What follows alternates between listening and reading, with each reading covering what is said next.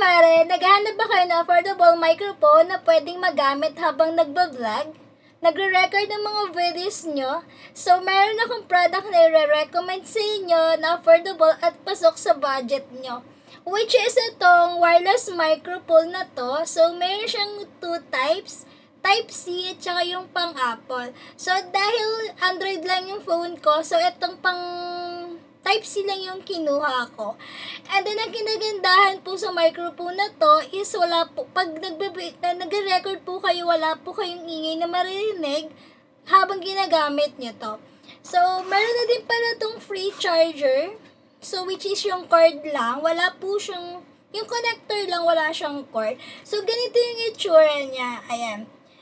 Kuhain lang natin. So, ito, chinacharge to. Ito yung sinasalpak sa phone. And then, which is, matagal din po siyang malowat. And then, ito yung mic niya. Ganito po halaki yung mic at pwede mo po siyang isabit sa iyong clothes habang nag-record ka. And then, pag ginamit po pala siya, and then, ito po, yung button na to is, yan, parang yaano mo lang siya. Pipress mo lang siya, and then, dapat hintayin nyo magkaroon ng ilaw na ganyan. Tapos, ito, isasaksak nyo sa phone nyo. Saksak na siya. Itatry natin siya kung totoo nga na yung wala kang maririnig na ingay habang nag-record ka or yung walang ingay sa background mo.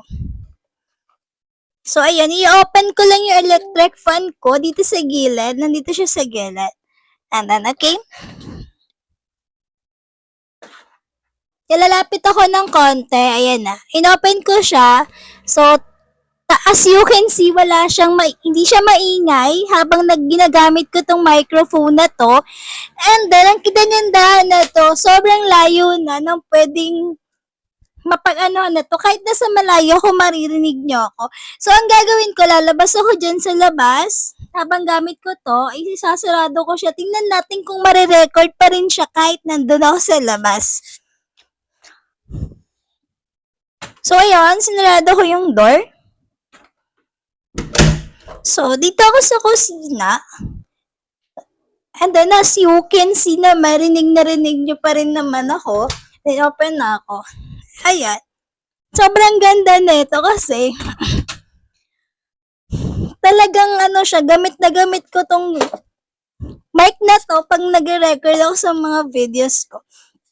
And then, kung gusto nyo pala to, ilalagay ko yung link na to dyan sa yellow basket para makapag-order na to. And then, yung charger pala na to, nakalagay siya dito. Ito po yung charger niya. Andito sa box na to. And then, hindi siya mahirap gamitin at isa-top. So, ayun nga. Sobrang high recommended ko tong microphone na to. Kaya ano pang iniintay mo? Happy checkout po!